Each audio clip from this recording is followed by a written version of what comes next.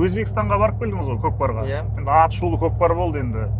Білмеймін, сұмдық сұрапыл көкпар дейміз ба, не дейміз, ондай көкпар тарихта болмады ау негізі. Иә. Сол кезде енді ол жақта өзінің палуандарын қалай ұлықтайды екен, бізде қандай екен осы жағдай, осы сұрақ Ой, енді қызықты бұл маған. жерде, конечно, мен ішім ауыратын жер да, бұл действительно ішім күйетін жер.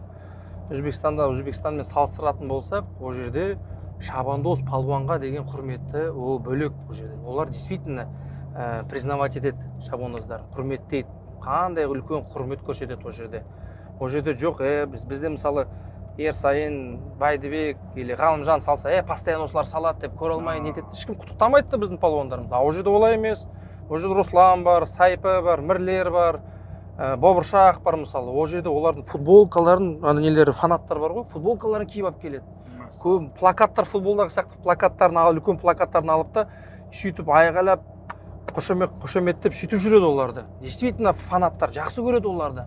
Мысалы сол кезде, конечно, оларға да мотивация. Өсіп келе жатқан балаларға да, мен де мысалы Руслан сияқты, Мірлер сияқты палуан боламын, шабандоз боламын деп сөйтіп соған стремлениялары болады. Понимаете, олар ол жерде Өзбекстанда құрмет вообще басқа. И көкпардың уровені басқа ол жерде тоже. Байбатшылар қымбат канивоскалар аталады, қымбат ат алады, жақсы қоралар соғады, әдемі қоралар соғады.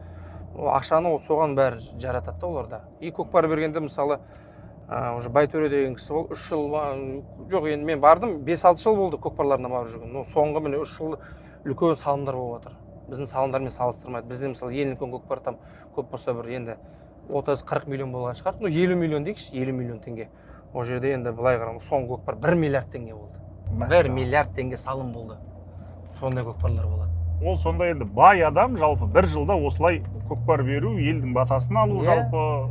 Көкпардың да өзі әубастағы дәстүр солай ғой, елдің батасын алу. Елдің батасын көңілінен шығу. Енді байбатшы, ақшасы бар, ол ақшаны өзімен алып кетпейді о дүниеге, дұрыс қой. Ол тарихта қаламын дейді, жасөспірімдерге үлгі боламын дейді, елдің батасын аламын дейді, сөйтіп көкпарды береді. Ол шашылып жатқан ақша жоқ ол жерде.